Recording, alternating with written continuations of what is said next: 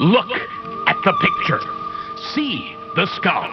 Visible Frankenstein controls. The Brain Thoughts broadcasting radio. The Frankenstein earphone radio. The latest new skull reforming to contain all Frankenstein controls. Okay, everyone, it's time for our first annual, exactly 2 weeks before Halloween, Frankenstein Control Spooktacular. Woo! We're going to be exploring all things spooky and fall-related tonight, so come on in and grab yourself a Chinese plastic skull goblet of the smoking liquid in the punch bowl. We have a few Halloween-y sponsors to get to first, though, so let's dive right in. Weenie sponsors? Yes. They sponsor our weenies? They sponsor hallowed weens. First up, the Loudoun County Lovecraft Society will be holding a reading at the library October 25th of all of Lovecraft's bad goth poetry he wrote in fanboy tribute to Edgar Allan Poe. They have promised to screen through all of their selections to pick the ones that have the least amount of N-words in them. Oh, man. So that's going to be quite the job. Oh, yeah. I mean, that leaves them with about 3. I mean, Lovecraft was a very prolific author, but, when you look at it like that, Next up, for anyone trying to put together a sexy costume variant this year, local eccentric and pimp Freddie Lint Roller Gutierrez will be selling what he called slightly used hoish accessories for $5 an item to get rid of his exhaustive stock of them. Anyone interested should inquire at the electronics repair shop in Manassas. You know the one. Come around the back. Our last item is for those who prefer the realistic scares offered only by the horrifying crimes of real people. With the recent success of Law & Order, The Menendez Murders, NBC is airing a new interview next week related to the case. We've all heard the Menendez brothers' account of things, the cops' account, and lawyers and family members have weighed in over the years to add to the bloody tapestry. Now NBC is proud to bring you The Menendez Murders, the shotgun interview. I've actually seen a compelling clip. The camera focuses on the shotgun the boys used in the crime as it sits in a chair facing and pointed at the camera. Off-screen, you hear the director ask, so what was your first impression of Lyle Menendez? There's a pause, and then the shotgun goes off, and the camera gets a crack in it and falls sideways suddenly, and it is heard.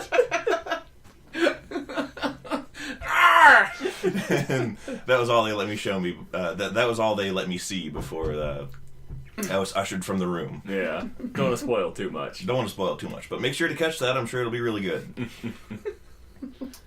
So, without any further ado, with our sponsors placated, we can dive right into the spookiness. Oh, and the spookiness it is, for welcome to our first annual 2 weeks before Halloween Spooktacular!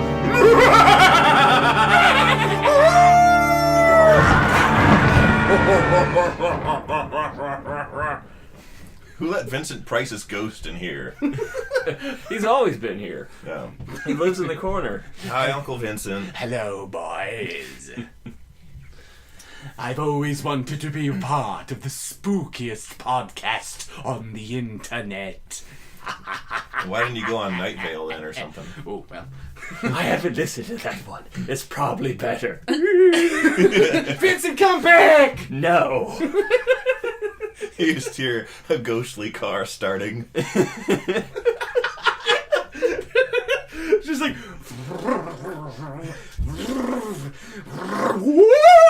I was gonna say... God damn it, why won't it start? I'm just having trouble doing it. This horrible car! This is what I get for buying a Ford. Oh, hell, I'm out of ghost fuel. Today's episode of Frankenstein Control is brought to you by Ghost Fuel. Fuel the ghoul! Woo! Anyhow, should we go around and introduce ourselves? Ah! I was sorry, there was a scared ghost. I was screaming at it. I'm the permanently scared, nerdy guy who everyone was wondering, why did they bring that kid to the haunted house if all he was going to do is be scared? Taylor Russell! To my left, is Ada. What's going on? I'm a green bedsheet possessed by the ghost of Philip Seymour Hoffman. Everyone wondered what he was up to now. Turns out he was dead. And right in front of me, spooky as ever, there's B-Rye. Hey everybody, I'm B-Rye. Did you know that if you put on a Halloween spooky sound CD and start watching the second Air Bud movie, it syncs up exactly in a really weird way? Try it the next time you do drugs. Oh my god. And speaking of drugs, need to remind everybody to grab a 14 to 15 gallon drum of glycerine. Rub it all over your boy parts. Ew. It'll feel good and you'll get real high. Ugh. You think there's a drug that you can get high off of by rubbing on your I was parts? going to say, you will also Probably. become a ghost because you'll die. Anyway, thought-provoking discussion aside. Guys, it's 2 weeks to Halloween, and by the time that our next episode airs, it won't be Halloween enough. It'll be past it. So that's why we're having our spooky episode today. And so I figured that we could tell ourselves some spooky stories today. I like that idea. Yeah. And, you know, it's great to... As I've gotten older, I've realized that the build-up towards holidays and the build-up towards seasons is way more fun than actually experiencing the day itself. Then you get to Halloween and all the kids come over and they shove doo-doo in your mailbox and they light your cat on fire and they don't like the Tootsie Rolls you're giving out, so they just replace it with fucking geese shit and they give it back to you and you say, oh, this looks pretty tasty. Thanks, kids. It's very rare that a guy giving candy gets the candy. Oh! Ow! What have you done to me? And little did they know that you like anthropies when you eat goose shit. And now you killed 3 kids. Now you're going to jail. It's not fun. Taylor, you've mixed up Halloween with shitmas.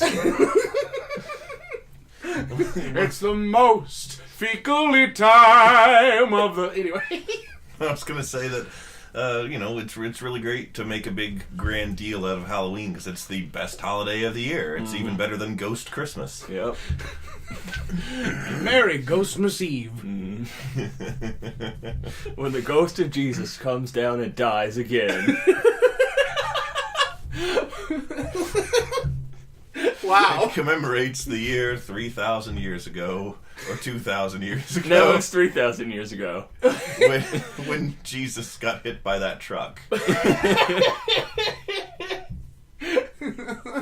Love your neighbor. And that truck was driven by Genghis Khan. He ran over Jesus. Look it up, people. You got to learn your history. Oh, that gangrenous Khan. He's always ruined my alternative facts. This is the actual history that I got from that textbook I ordered off of Infowars.com. Oh my god. Oh wait, who's that? Who's the star of Infowars again? Oh wait, I think he's coming. Yeah, special guest cameo from Alex Jones. Everybody, yay! Oh, ow, ow, ow! Stop it, Ada! Cut it out! B-Rye, why haven't you stopped her? I enjoy watching the suffering of others. I thought that much should be obvious by now. Anyhow, it looked like Alex was in the Halloween spirit as well because he was in costume as the Kool-Aid Man. Of course, that could have also just been his regular appearance. I don't know. His crimson face tolerant. His redness and his tendency to crash through things. Abruptly interrupting children's birthday parties. It is a little bit drafty now that there was a big giant dark hole in the wall where Alex Jones crashed in. But you know what? I can see the moonlight behind the trees. I can feel the spirits. The spirits are gathering, you two. Yeah, I was going to say, enough talked about, you know, the horror that is everyday life now. Yes. And all the scary things in the real world. We should... Talk about the horrors of our past. I told the group earlier that we should try our darndest to remember spooky moments from our lives so we may recount them here on the podcast. So that we may recount them for the viewing masses, the listening asses, all of our spooky friends, family, and certain brands of plant. Well, who would like to be our first victim? I heard the ghost of my grandpa shortly after he died. Tell us that one. Yeah, he died suddenly. I think a heart attack or a bee sting, and he might have been allergic. And because of that, we were spending a lot of time at their house and just taking care of my grandma and everything, and sleeping over there. And one night, I hear like pots and pans and everything clattering around. despite the fact that this is like 2 a.m. and nobody's up. And he spent a lot of time in the kitchen. And I didn't get up and inspect anything, but I know what I heard. That's pretty It's a little spooky. spooky. Ooh, that is a little spooky. Whoa. He was back for vengeance. Or maybe just to cook a egg. Did you like hear him speak at all, or just clanging? Just clanging. That's pretty spooky. That reminds me a bit. I always end up telling Steven stories, but I believe he told me one a while back when it was either his grandfather or an elderly male relative. I'm pretty sure it was his grandpa. At the house that Steven grew up in at the time when we were kids, it was a townhouse, and we spent most of our time down in the basement, and most of our stuff was down there. And the basement stairs, if you were going up them, you would have a clear view of the back of the basement. And so he said shortly after his grandfather died, possibly the day of the funeral, he was going up the stairs, having been hanging out in the basement a little bit, and as he was ascending the stairs, he saw his grandfather standing in the back of the basement. Ah! And it spooked him a little bit. Yeah. Oh, God. That is spooky. When I was a kid, I don't know what this was, if it was what my parents actually said it was, or if it was some kind of hallucination or something mystical, but there was a part of my house, it's like the living room, family room area. Mm-hmm. And, Is this the house we've been to? Yeah.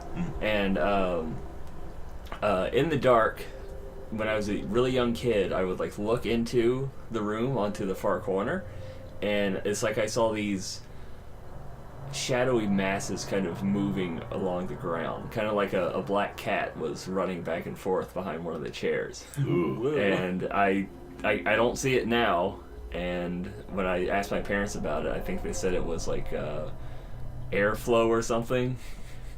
Like it's like an AC vent is moving dust or something, and you're seeing that.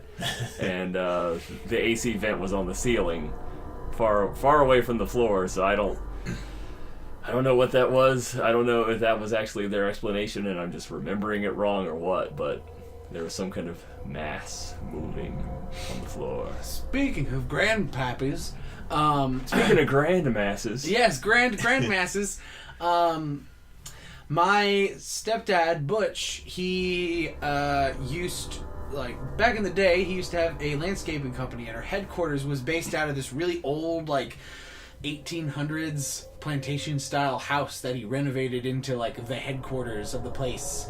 And so like as one day, like, he was renovating the place, and like, you know, it was on an autumn night just like tonight, and it got kind of dark early, you know, and he's getting ready to go home, and he looks up because he thought he heard something that sounded like hammers, like a hammer banging in the house, and he looks up at the window, and there's the ghost of his grandfather. Like, he sees very clearly his grandfather, like, hammering away inside the window. And, like, his grandfather was a carpenter back in Iceland. Or maybe Denmark. One of the two. Icemark. Yes, in Icemark. And Denland. He looked, and sure enough, he looks up, and there's the old man hammering away, still, even today. Even now, forever, stuck in this hammering purgatory. I hope not. That ghost must have a lot of frequent flyer miles to be able to travel all the way from Iceland. Although I hear the airfare to there and back is actually pretty affordable. Well, you know what they Especially if say. you're a ghost. You know what they say. It's not houses that are haunted. It's people. Yeah, that's true. I have heard that said. And like, not to hog up all the airtime, but I got another one. No, go for it. It's a bit more spooky, because like, whenever they tell the grandfather story, it's always more of a cathartic kind of, instead of like spooky. It's just kind of like, there he was hammering away, just, you know, doing what he loved in life, and like, that's kind of nice. What isn't nice is something I experienced in Pennsylvania. When I was but a littlin', for some reason we would take trips out to Pennsylvania way back when I was a smallin', and sometimes we were left in the care of some neighbor girl. Like, my parents would go off and, I don't know, probably, like, do cool outdoorsy stuff, probably. Like, fucking do donuts with four-wheelers. Yeah. And shit. But they left us in the care of this, like, teenage girl. I think she was teenage. I'm not sure. I was little. She was younger than you were. You were left in the care of a toddler. So anyway, this toddler was busy doing something, and, I was like, all right, I'm just going to go into the woods. Because, like, this was, like, the country in Pennsylvania. Like, this was, like, huge woods of beech trees for miles, kind of. The unknown from over the garden wall. Yeah, pretty much. And so I was like, I'm gonna go in that forest because I'm gonna go in that forest because I'm dumb as hell. Mm-hmm. And I was dumb as hell, and I went into that forest, and I walked and I walked and I walked, and like, I walked until I came up to this weird, like, sort of like sheer, not really a cliff because it was only like 10 or so feet down, but like when I went over to the wall, like, because I was on the upper side of it, and so I would look down. Yeah.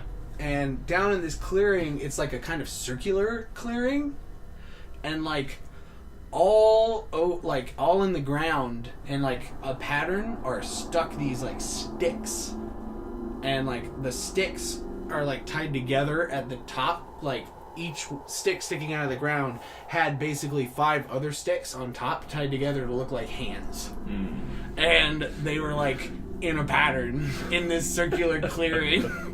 And like that was when the teenage girl found me and like grabbed me, and she's like, "Get back home, what are you thinking?" And like, she was probably just mad that I wandered off, but like, my young mind was like, this is an evil place. You're not supposed to see this. Yeah. Cursed zone. Kind of. It felt fucking cursed. It was her zone. She made the hands. Dude, like, maybe. If your parents had waited like an extra hour, she would have put you in the oven and eaten you. Hansel and Gretel style. It's about that time as your parents were driving away from her house, you realized her house was made of gingerbread.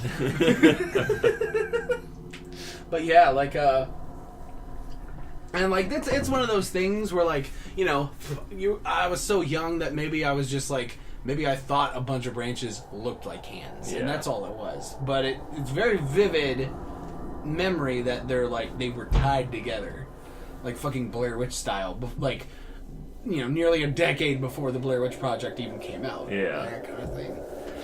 So yeah, that was kind of spooky. I remember two spooky things that happened in this very house. Ah! Whoa. Like last year. I'll sometimes experience like auditory hallucinations. Mm-hmm. Like it happens when I expect to hear something. Like when I was living with my parents, I'd like come downstairs and I would expect one of them to be watching the TV. I would hear it, and then I'd actually go downstairs and no one's there. Ooh. And so this is kind of related to that. I was home all alone in the daytime, and I'm just kind of walking around in the hallway, and I hear very loudly and like clearly, not muffled by any walls, like a dog's howl coming from Taylor's room. Ooh. Why you gotta tell me that? I've told you that before. I don't know what you gotta remind me. I banished it from my memory. What the fuck, man? Are you sure you just didn't call out that day and that wasn't just Taylor howling his normal howl? No. He was, this was like over a year ago, and he was not here, no one was, and it was a very clear sound. Did you investigate it, or were you No! If there's a dog behind a closed door, that door's saying closed. Ate a Ship 2017. Yeah. Wow. Slap that on a t-shirt. That's real Keep fucking, all dog indoors. that's real fucking scary. And I don't like this at all. another weird incident, which I actually didn't ask you about this one, but we had a friend that was staying over who did not have a car, so like I stayed here and you drove her home. So I'm just like here alone and I need to use the bathroom, so I go in there and I'm doing a number 2, and I hear your voice, like open the door and go, "I'm coming in, I'm a robber, I'm gonna rob you." And like, I don't hear you walk in or do anything. Like, I just hear that. And so like, I get out and I expect you to be here. I'm like, how did you get home so quickly? She lives like 20 minutes away, and you got to go there and get back. And you're not here. I asked you, did you come home at some point before dropping her off? You're like, no. And I said, okay. Whoa, like. Guess I'm just crazy. The spookiness is somewhat negated by the fact that it's me saying something I totally fucking say. Exactly. Often. Except when I drop this little fact on you. Uh-huh. Are either of you aware what a skinwalker is? Oh, no!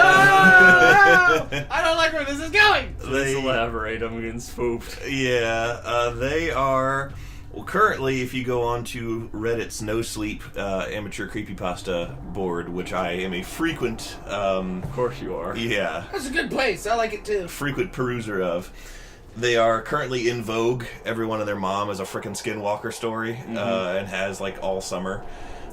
They are a Native American myth, and I'm sure that I cannot do proper justice to Yanagwanchi. Sleep nose to anus. What? It's fun! I'm sure I can't do actual justice to what the actual Native American myths about them are, which probably vary from tribe to tribe, but they can be somewhat allegorical to a werewolf. Yeah. Basically a person who changes shapes. Whether or not they started out as a person, I think, can occasionally be up to debate. They can just be an evil spirit that can take different forms, or they could be an evil man or woman who has gained dark powers in some way and can do so resultingly. Skinwalkers, in all stories of them, and I'm talking about contemporary stories, not like ancient tribal myths. Yeah. Do really creepy, weird shit. Like, you'll see them in the yard and it's a deer or it's a person and they're standing and walking in a jerky manner, or they're just, their head's on backwards, or they're eating jerky. And something's just not right, and you know it as soon as you see it. Yeah. And another frequent feature of these stories is that they have the ability to mimic voices that they have heard, sounds they have heard, entice you. A lot of the really scary skinwalker stories that I've personally read involve like a little kid. The person who's telling the story will be like, granted, a lot of skinwalker stories happen out in like New Mexico, and like this is more Wendigo territory if you want to go by local tribal myths. Yeah. But like skinwalkers are more of a California, New Mexico, that whole area. Yeah. Anyhow, there's a couple stories where like the teller of the story is a kid and they've seen a weird animal around the property. They're already creeped out by it. The adults are predictably ignoring them. And then it's like nighttime and they're like, everyone's just like already in bed and asleep, and except the kid, and they hear like a knock at the front door.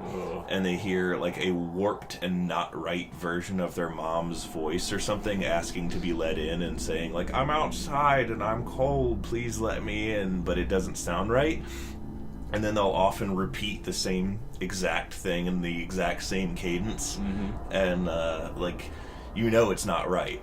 And whether it can't perfectly imitate the person or it's doing it on purpose to fuck with you and be creepy is So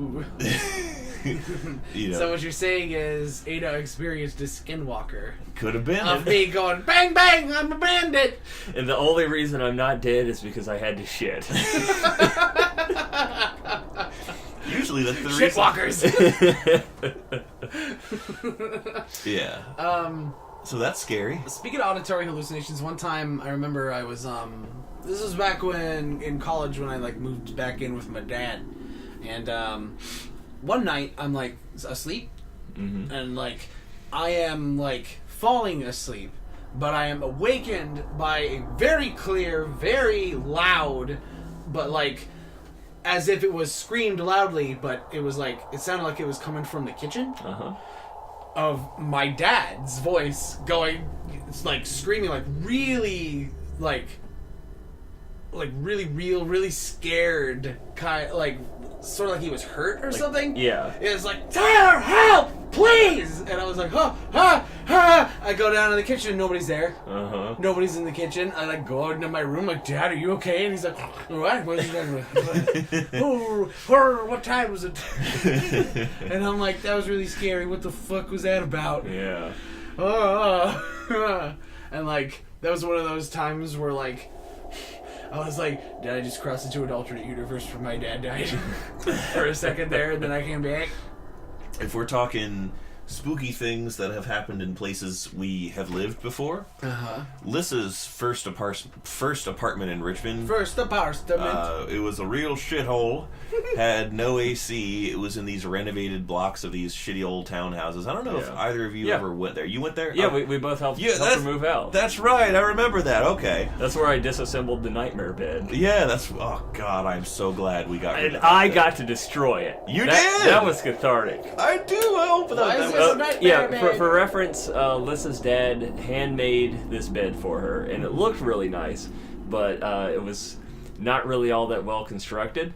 So it had like a million bolts that were like 14 inches long holding it all together. And taking it apart was a nightmare because it was all so heavy, there were so many pieces to it.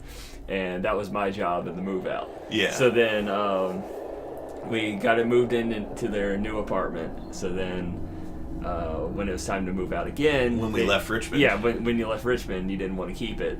So they're like, yeah, just toss it. So I got to destroy it.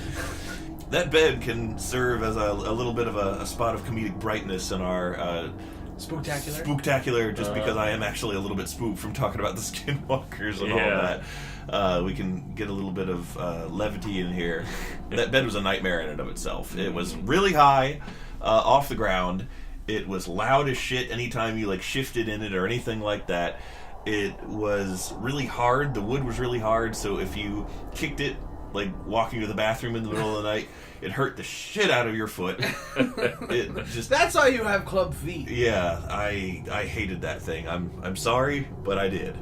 And that's why you have ashy stumps instead of feet. I was born with those. Oh wait, that's because you're part Wendigo. Never mind. Yeah. I'm a monster. I'm a literal human monster. Popular term. Yeah. Anyhow. Oh yeah, and also, as if all of the aforementioned qualities weren't bad enough, it was really, really, really, really heavy. Just really, it's like he bought the densest wood possible and then somehow corded out and filled it with lead. Yeah. That famed concrete wood. Mm-hmm. It sucked, and I'm glad we're shed of it. Yeah. But what was spooky? Yeah. So, what's spooky about the apartment? Getting back to the spooktacular theme. Ooh. That apartment it was a 2-bedroom unit set up with the front door opened into a sort of joint living space between the rooms. Yeah. And the room that Lissa chose as hers, she lived there with a roommate. The room that was Lissa's had a weird 2-part door, like not quite like a saloon door, but just picture a normal door that's like cut in half in the middle, and you can open both segments independently. And it was like a stable door. Yeah, like a stable door. Yeah. And the TV that they had and shared was out in the living room, and Lissa always likes to fall asleep with the TV on. Mm-hmm. So it was not uncommon for her to have like Netflix or something playing on the TV in the living room and have the top part of her bedroom door open so that she could see the TV out there and go to sleep. And one night, she woke up and claims to have vividly seen and remember seeing what looked like an old dreadlocked Jamaican lady sitting in their recliner out in the living room, stock still. And it really scared the shit out of her. And I drunkenly watched Netflix in that room well past midnight on many nights. With the dreadlocks on. With my dreadlocks on. And I had occasion to think about that. Oh. So that was pretty spooky. We Ghost have of Miss Cleo coming after you. Yeah, for real. I mean, this was Richmond, so if you don't lock your doors, that's gonna happen. Yeah. Richmond's full of Jamaicans. Yeah. Midnight Jamaican squatters. Midnight Jamaicans. The new scary craze. We had clowns all over the place last year. Now it's Jamokans. Midnight Jamaicans. They just come into your house and act real relaxed and polite in the middle of the night, and then they leave before the sun comes up. They don't want to scare the shit out of you. It's just an unintended side effect. Yeah. Finding a stranger in your house. Sometimes they're just as scared of you. If you run into one, they'll go, "Oh, man! Me so sorry! You're like, oh, jeez! Oh, man! Me just want to use the bathroom. They just want to use the bathroom. Nothing guys. else is open at this time, man." They just want to use the bathroom, guys. Just let them in. Anyhow, it is also worth noting that we have since come to discover that Lissa suffers from sleep paralysis. Yeah. And has woken me many nights, or has just said while I was still awake, terrifying things that have prompted me to search the whole house with a sword. I think the record she still hasn't beat is the time at the apartment we moved into after we left the Jamaican lady apartment. Mm-hmm. We had a weird window out into the living room.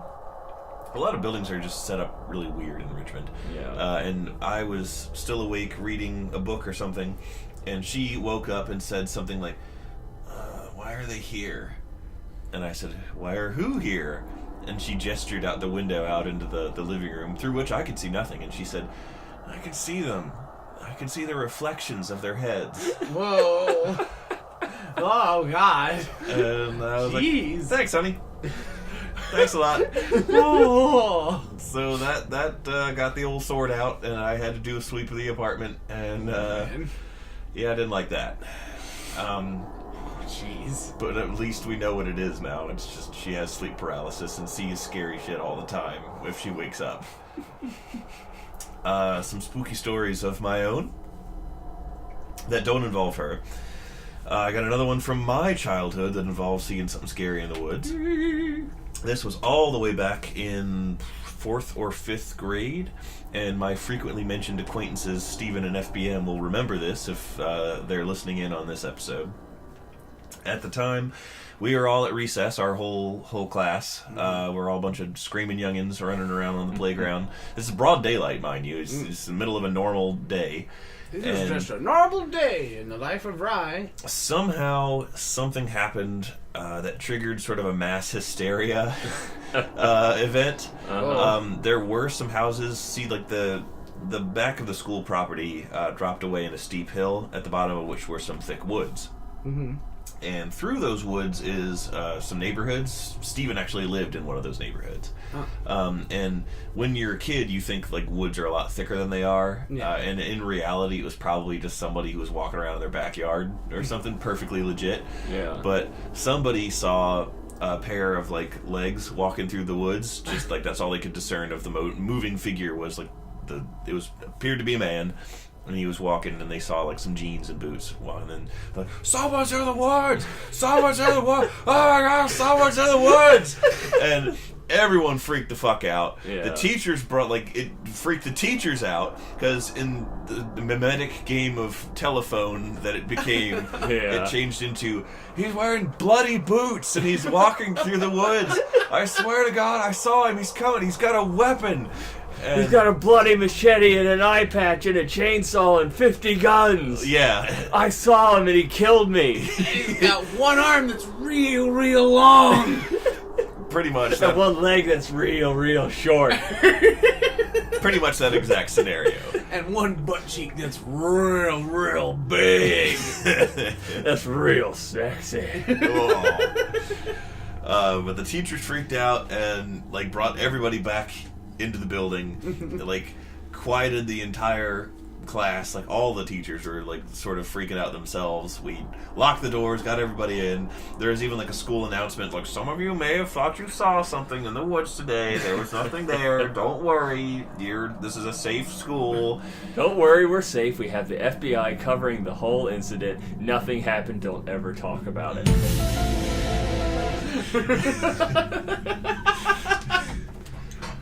That's kind of spooky. It was spooky at the time. In retrospect, it's dumb. And we're like, it's spooky when you're experiencing it. Like I Yeah. can put myself in the situation, and like if I was part of that like mass hysteria, I'd be a little spooked too. Yep. So that was a fun one.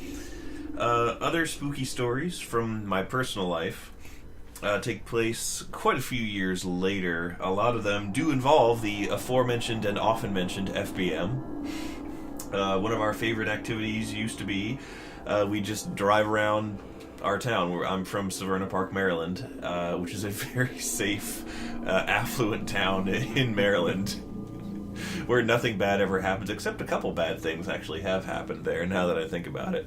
I think in the neighborhood my mom grew up in, which is pretty close to the neighborhood I live lived in. My folks still live there. Yeah. I think like in the 60s, there was like a kid who like shot his family. Whoa! And, like, Dang! walked around the neighborhood with a gun or something. Wow. So that was weird. And you know, there was that whole incident with the death cult where they all drank poison Kool-Aid and died. And it just happened to happen right on my front lawn while I was watching, but it's not that big a deal. Not that big a deal. I mean, these things happen. Yeah, That's not paranormal. That Yeah. has a rational explanation. A bunch of people were crazy and killed themselves. Mm-hmm. It's not that scary. But yes, when we were going to the community college, we were about 19, 20, 21 maybe, we used to like to get in my big old Lincoln town car, my 95 Lincoln town car. That was my first car that we got on the cheap. The Rye Rocket. Yeah, the Rye Rocket. The Rye Rocket, as my friends dubbed it. And he and I would just drive around our town late at night, like midnight to 1 a.m., and like listen to Midnight midnight cruises, and we'd often put on some jams and just sort of chill out and look at the town and, you know, pass the hours when most people saw it. And it was just interesting to drive around and do that. And we'd be like listening to soundtracks from Silent Hill or soundtracks from Ghost in the Shell or, you know, stuff like that. Ghost in the Moon. Sun Kill Moon. Oh yeah, we'd listen to Sun Kill Moon. We'd listen to Gact and all kinds of Fuck. yeah. Ghost in the Shell, the scariest anime to exist. It's about a haunted egg.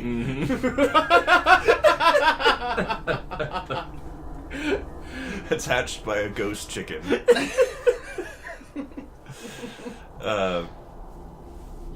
On some of those drives, we saw spooky things. There was one we were driving through a nice neighborhood we often went to and had driven through a bunch of times, and I actually drove through there the other week when I visited my folks. And it was probably shortly after midnight. We were driving along, and in my headlights, it's a long straight street, this part of it is. It actually runs right down the back of our middle school. And we see some motion in my headlights in the near distance on the side of the road, on the right side of the road, and FBM goes, slow down, slow down, slow down.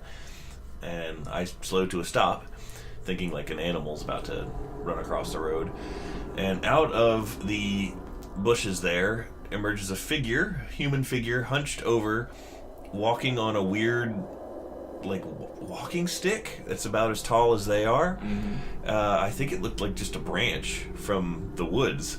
And they were just sort of leaning on this stick, and they sort of hobbled across the road in a slow way, and they had long hair that was hanging down in front of their face, much in the manner of the girl from The Ring.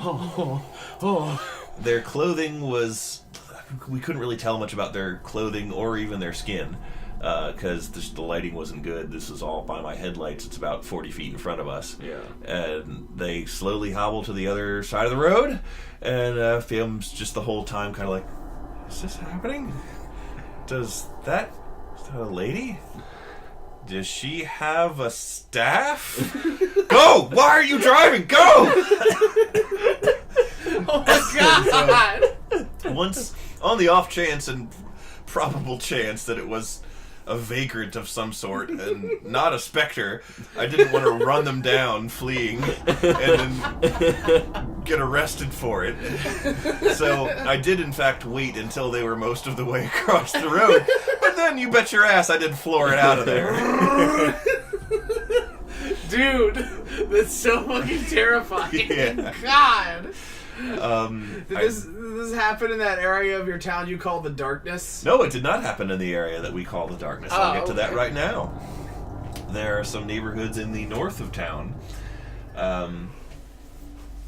past where our old buddy Don, or Dornold, lived. And these neighborhoods, they're sort of on the river, and they were a lot more...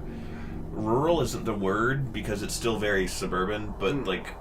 The area didn't lend itself to building a lot of street lights, or it's a bit more naturey than your average suburb. Yeah. And we would drive through those neighborhoods and sort of explore more of them. They're a lot more labyrinthine and sort of expansive than regular planned communities were, so we didn't quite have them all mapped out mentally the way we did like the neighborhoods we were super familiar with, so it was sort of fun to explore them at night and sort of go around through there.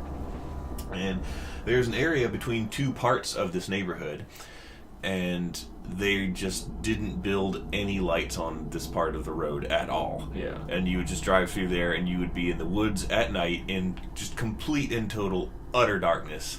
And we would drive through there, and sometimes for very brief segments, we would turn the headlights off and just be cruising along in just complete pitch darkness. And we'd turn them on again and the road was fairly straight, so it wasn't like we were going to careen off the road, but we'd just like flick it back on. FBM would do it a lot more than I would if he was driving. If we were in his car, he did things a lot more dangerous and scary than I would. And he'd be like, "Hey, B-Rye." Just turn the headlights on and off while we were driving through the area we referred to as the Darkness. And we would often think about, like, oh, I wonder what would happen if one of the times we turned the headlights on, there was something, like, in the road ahead of us. And one time we were driving through there, and I was like, hey, FBM, what would you do if you turned the headlights on and there was just a skeletal horse trotting down the middle of the road? And he goes, drive past it. What's it gonna do? It's a horse. A skeletal horse is less scary than an actual horse. Yeah, which weighs hundreds of pounds and possibly more than 1,000 pounds and can crush you to death.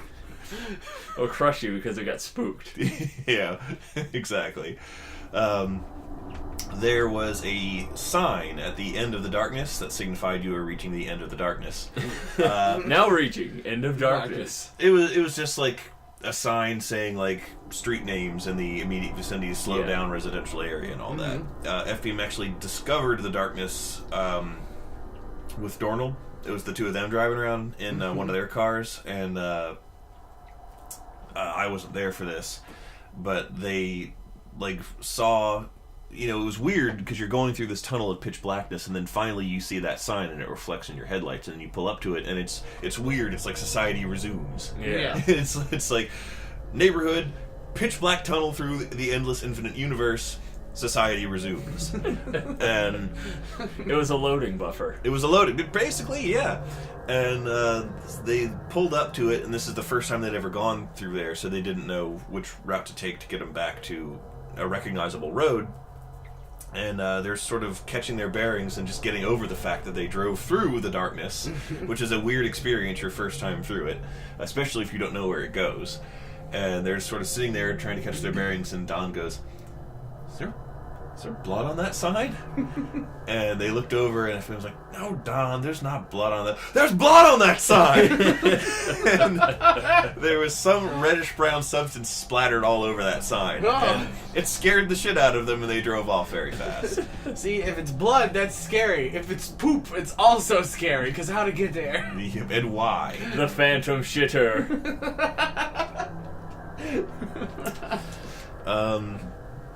Another spooky thing that happened on one of those drives, we were driving around through different neighborhoods, much safer in neighborhoods that I know a lot better, like mentally, and we paused in a cul-de-sac just to talk a little bit, because we'd often tell stories and make up shit and jokes and stuff like that while we did this. And we pulled over and we're just talking. I think I had just recently, at the time, this is like, I want to say maybe 2009, I had just discovered the Game of Thrones books. And this is like long before the show was even a thing. Yeah. And I liked it before they were cool. And I was telling him about them, and these were all relatively novel concepts at the time. I mean, the books had existed since like '95, but none of us had. They're still relatively unknown and like sort of cool in fantasy circles to learn about them. And so I was telling him all about them, and we stopped, I think, so that I could tell him more about it. Mm-hmm. And as we talked, I noticed that a mist was building up around the car, and it was just a lot of fog. And in front of the car, the fog kind of started to linger and circle, and it gradually began to take form into sort of a almost approaching a human figure. And it was just sort of starting to build into, it was rising into a column that it shouldn't be doing. Yeah. FM just drive. Let's just get out of here. So I turned around and sped off, and we didn't really talk about it. Whoa. The horrifying fog pillar of Severna Park. He sort of interrupted my stories. He's like, "You seeing this?" And I was like, "I am seeing that." Oh, okay. Oh, yeah. That's. He's like, "Be right. That's going to turn into something. Let's not be here when it happens." Oh my god. Now I want to just make up a backstory for the cryptid that is the fog pillar. Yeah. What does the fog pillar do? It spoops you like a Scooby-Doo villain. It doesn't really have a follow-through. Okay. I no story about the spooky goings-on of Severna Park after dark would be complete without talking about the Candle House. Yes. Yes. The Candle House was a large, I think it's acceptable to call it a mansion. It was a big enough rich person house. Yeah. And it was in the more affluent part of Severna Park, where there's a lot of McMansions. There's a lot of it's where there's a lot of houses that the neighborhood is called Chartwell. And it's like circled around a golf course, of course. And I just said course twice. Of course. Anyhow, it used to be, now by like today's standards, they would just be normal houses, like this one. But by standards in the 60s when they were built, they were like, oh my god, these are like the rich person houses in town. And this is that's like where all the old money of Severna Park lived. And to live in Chartwell was like the goal and dream of a lot of people who lived in town. It was, it was where the in crowd lived. To live in Chartwell is to live and chart well. Yes, indeed. I'm charting with the cool kids now. The neighborhood is also close to Kinder Park, which is a beautiful, beautiful park made out of like old farms. Is it for German children? No, it isn't. Welcome to Kinder Park. No, but I knew you'd make that joke. Why, thank you. Kinder Park I'm in Donkashane. Just shut up. Ow! Kinder Park is just a nice park, walking trail, nature trail area you can go and walk, and there's playgrounds and stuff. And my dad's taken me there ever since I was a little kid. Mm-hmm. Super positive memories of the place, nothing spooky at all.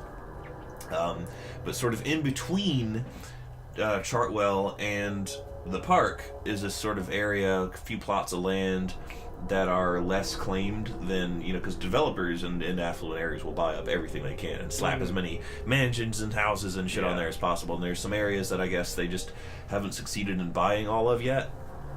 And there is set off a ways from the road, down kind of a long, narrow driveway on a very large, flat piece of land.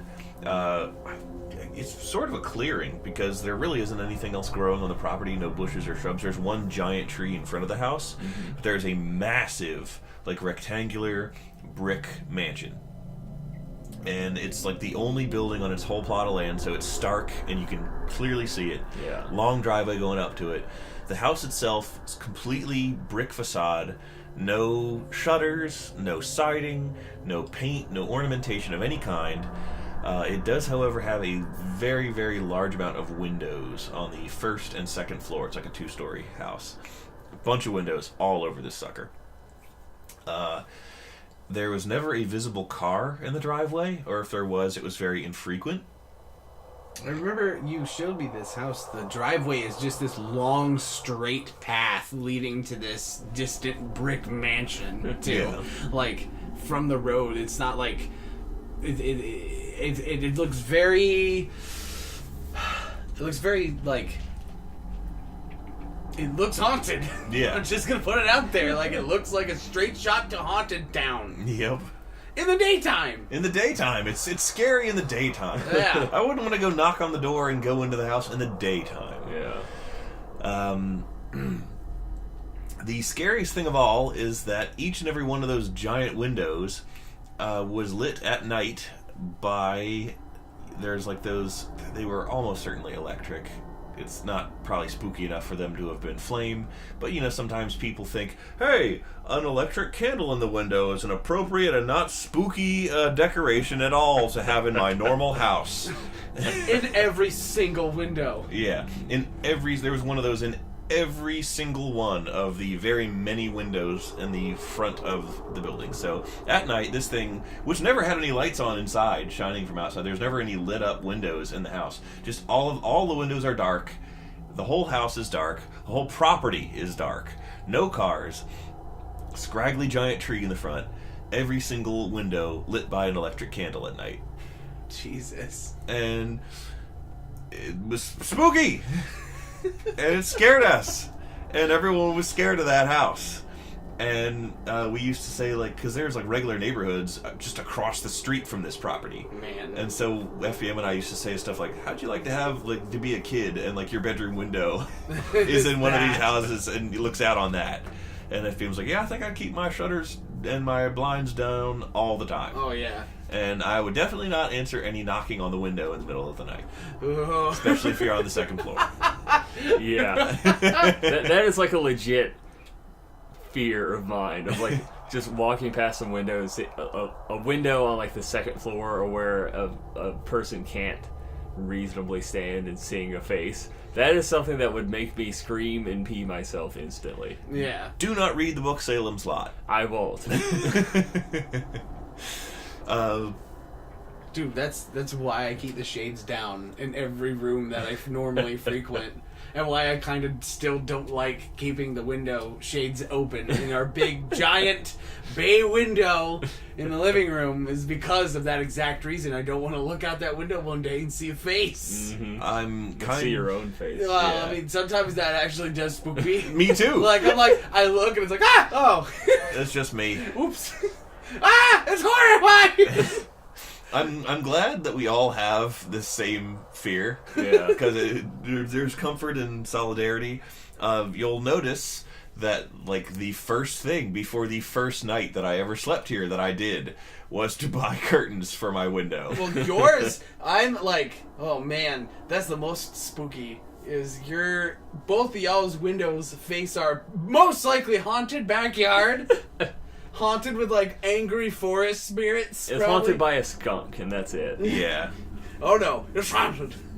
The ghost of a skunk. This ghost of mosquitoes past. Yeah, pretty much. Going back to the house for a bit, though, we had a rule on our night cruises where, because we used to like to go, the neighborhoods around there are really fun to drive through, and they're really fun. And Yeah. we used to like to go through them, and going through them and through the various neighborhoods and cul-de-sacs in that area does require, on the way there and on the way back, driving past that house.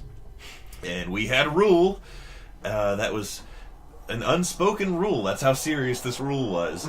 That all of us, when we were driving, would be like, we'd be telling stories and cracking wise and listening to our Origa song.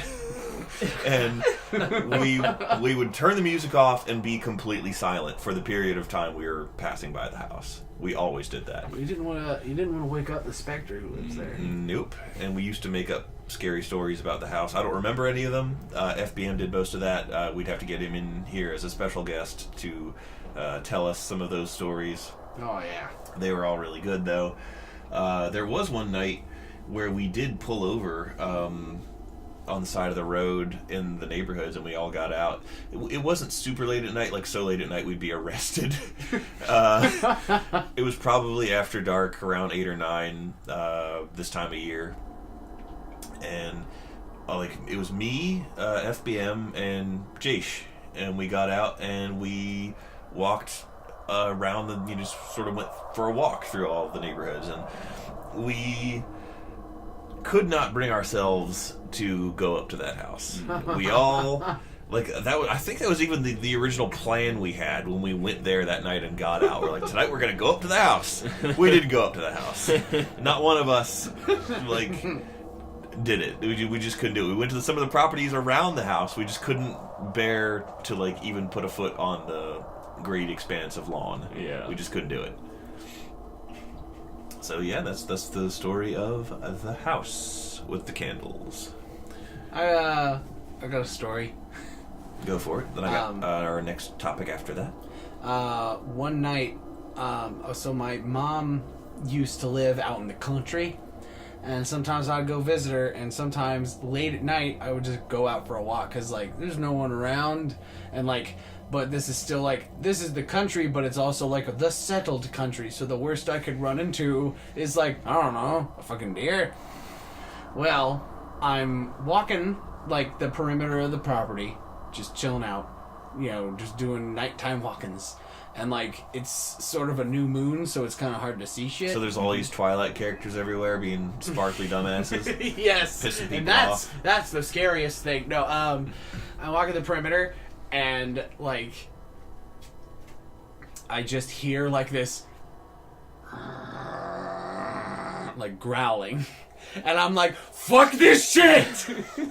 Like, the very second I hear it, I just fucking jump in the air and, like, run back home. And I think that's, like, the most, like, pursued by a hunter I've ever felt in my life outside of a nightmare. Yeah. Like, I was like, ah, ah, ah, ah. Who knows? It was probably just an ornery neighbor dog for all I know. Could have just been Woody. Yeah, it was just Woody getting back at you for all the... Speaking of nightmares, I figured good topic for us to transition to is talk about some of our scariest or most memorable bad dreams. Oh, man. Time to scare all the boys and girls at home with the scariest device of all, the human mind. I'll start off with the light one that I had.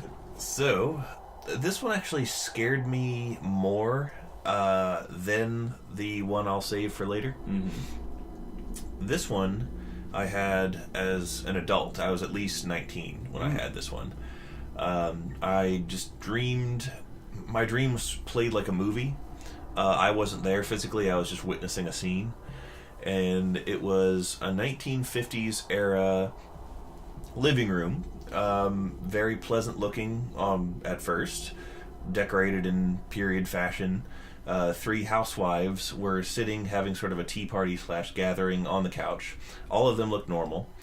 They were wearing, period attire for the 1950s or 60s. Looked like just like, a scene out of Mad Men or something. Mm-hmm. And it was all sort of in sepia tone, like black and white. Mm-hmm. And as the housewives were cheerily discussing amongst themselves, and there was no sound to it. That was another thing. They were talking to each other and smiling and laughing and having a social time, but I couldn't hear what they were saying. And in their hands, they were sewing together the dead, eyeless skins of their children. Whoa, Jesus. And then out the window in the background, mushroom cloud went up. Whoa. And, well, then. This sounds like a Tool music video, really. That's actually darker than Tool would even take it. Darker than Tool. Sounds like that one episode of Llamas with Hats. Sort of, yeah. But, horrifying. I actually don't think I went back to sleep that night. After I woke up after that, it spooked me so bad. Anyhow, what's one of yours, Taylor?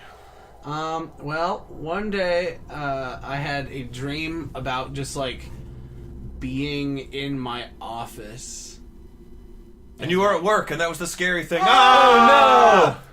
Now, I was in my office, and, like, I wanted to go out to get a drink in the kitchen, or something made me want to go to the kitchen. So, like, I get up, I open my door, I look down the hallway, and there's, like, a single, like, down the hallway, you know how there's that turn to get to the kitchen? Yeah. From the kitchen is just, like, a single gray arm hanging, like, just, like, as if something was coming out around the corner but then stopped because it heard me, and it was just the gray arm, and it was, like, really high up, and, like, that was so terrifying to me. Like, and is that why I scared you so yes, badly? That time actually. I was in that exact same position, crouched in a creepy manner when I heard you getting water from the bathroom. Yes, because you were in that exact place, and it scared the absolute shit out of me because I've had a terrifying nightmare. Like, there's one of those nightmares where, like, it's scary, but, like, it's way more scary to you because, like, all the terror chemicals in your brain are launching at once, probably trying to wake you up from dying in your sleep or something. Yeah. So, like,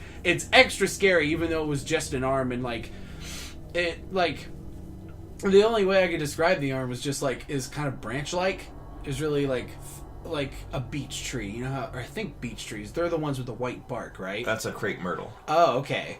So it was kind of like... No, you're right, it's a beech tree. Oh, okay, yeah. So, like, think of, like, if a beech tree was alive. That was kind of what the arm looked like, and it was kind of slick, like it was rained on. That is very similar to a lot of nightmares I've had where the terror is the terror of anticipation of seeing a horrible thing. Yeah. I don't want to see the horrible thing. Yeah. Like, I've had dreams where my family is, like, watching a movie that I know contains scenes, like, real footage of, like, a decomposing corpse. And in the dream, I'm, like, focusing all my will. It's a semi-lucid dream, and I'm focusing all my will off of, like, not looking at the screen in the dream. There's a lot of, like... I tend to have a lot of dreams where it's, like, a single body part peeking around a corner or, like, from down. So, like, I'll have dreams where, like, I look out a window and there's just, and like... there's just a penis. Yeah!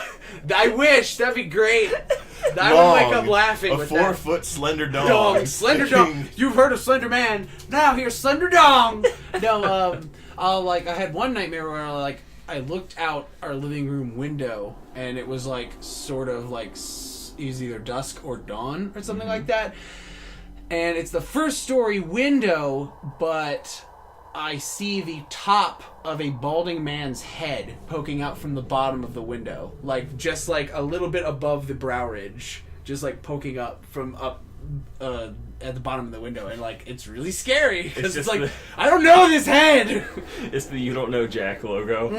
No, like, balding, not completely bald. But, like, you know, like, just picture any, like, middle-aged man who's, like, gone through male pattern baldness. And it's, like, you know, a little liver spotty, a little gray, like, that kind of dealy. And, like, you know, there are other ones where, like, particularly weird ones where, like, you'll look at, like, I looked out a window, your backyard window in this dream. And, like, oh, great. Yeah, and I gotta go there next. It's nighttime and it's illuminated just barely by the motion light out there, and, like, it's near the swing set, but, like, between the big tree and the swing set, farther back, so it's just barely illuminated, are two really, really long legs that, like, extend beyond, you know, up into the tree line, so, like, you can't see them past where the window ends, you know? And they're very clearly legs. Like, you just know they are. They're not trees or anything like that. It's just one of those things where, like, you know, the terror center of your brain is launching all missiles. Yeah. And, like, so naturally things are way scarier than they should be. I've had real nights where I was awake, where I'm sure it was probably just the aforementioned skunk, but I'll be laying in my bed almost asleep and I'll notice the motion light turn on out there. Ah! And I do not like that. Yes. Yeah. That's never a good thing. Gosh. Ada, what's your scary dream? I'm remembering one where all there really was to it was that I was in my parents' house, and it's 2 stories, so, like, you have the or, like, 2.5 stories. So, like, you have the kitchen and living room area, and then there's, like, 10 stairs, and then that's where all the bedrooms are. And I remember being in the living room and looking up the stairs, and at the top is, like, this giant deformed guy that, like, looks like he has Down syndrome, just standing up at the top and, like, staring at me. And I think he attacked me in the dream or something. Oh. And it was one of those dreams that stuck with me after I woke up. Yeah. So, like, was just like, oh, wake up, scary dream, whatever. It's like I woke up in the morning. It was like, there's a guy that lived here. That was that guy. And then as I woke up a little bit more, like, that doesn't make any sense. Yeah. You are really lucky that your room at your parents' house had, like, a door into the bathroom that you could just go there if you had to go to the bathroom in the middle of the night and not walk down a scary hall. Yeah. Because I did, and I didn't like it. And another dream that I had recurring nightmares of this. This was a common theme throughout my childhood. This particular recurring nightmare, probably caused by my exposure to the scary stories to tell in the dark books. I was very, very frightened of rotting corpses, or anything that could be construed thereof. Which is odd for a child. Usually children love rotting corpses. I see them playing along in the graveyard, tossing a head between each other like a basketball. That's why there's a frequent characters on Sesame Street and Barney. Well, hey kids, look, it's the dead. Playing baseball. I love you. Well, I love you, Dad. Episode title, Hey Kids, Look, It's the Dead.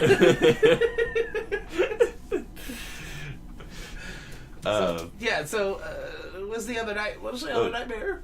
So, just images and anything to that... Of corpses. Of corpses or death or funerals or anything like that really spooked me as a kid. I really did not like that at all. Still don't. Really, still not a big fan. Not huge on corpses. Not huge on corpses. But my grandparents lived in a town in North Carolina called Mount Airy.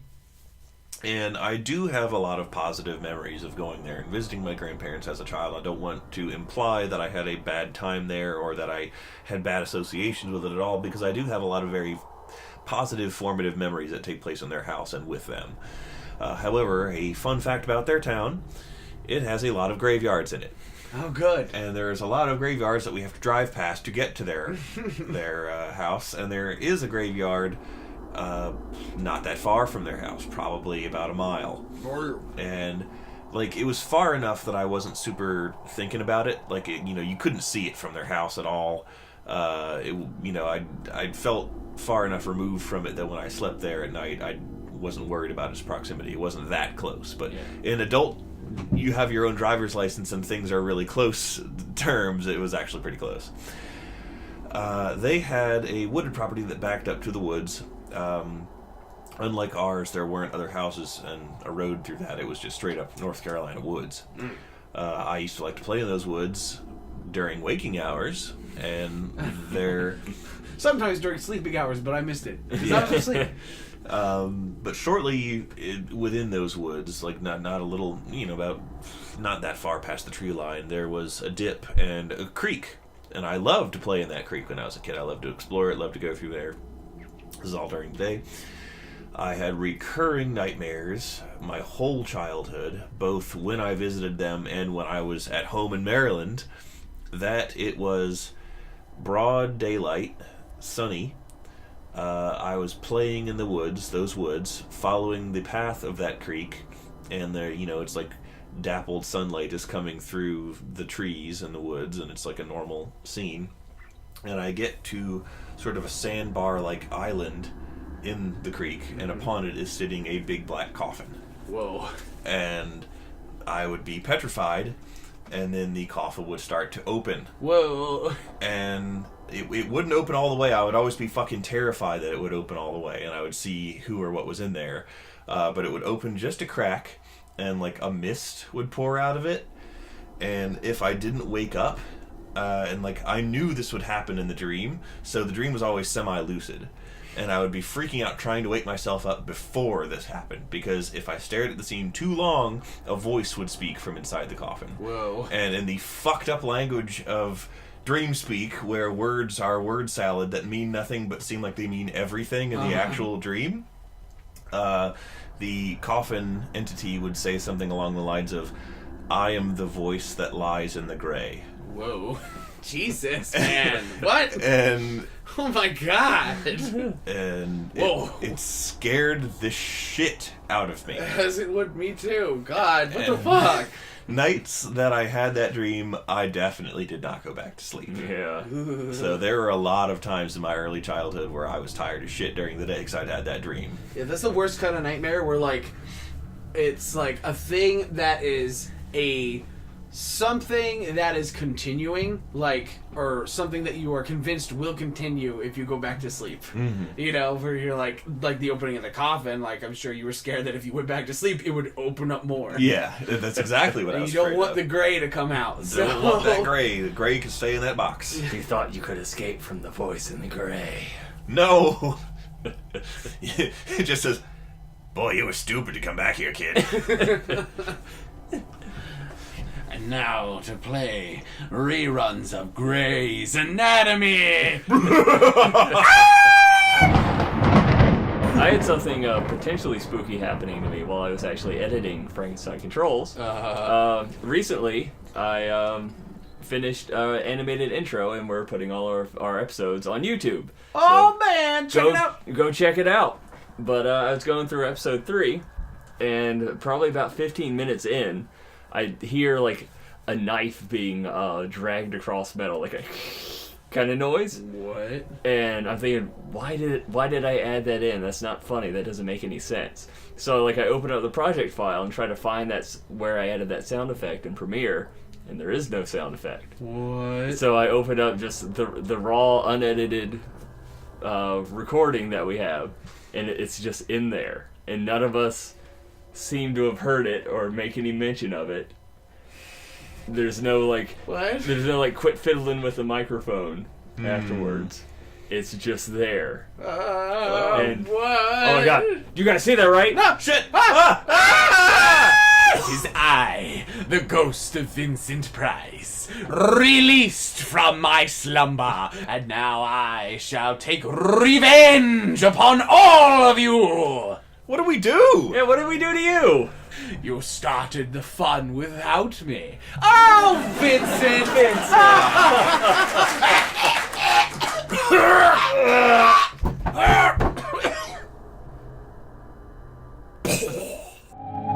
Now even you know I am a menace. I hand you the secrets to save the entire human race and the entire universe.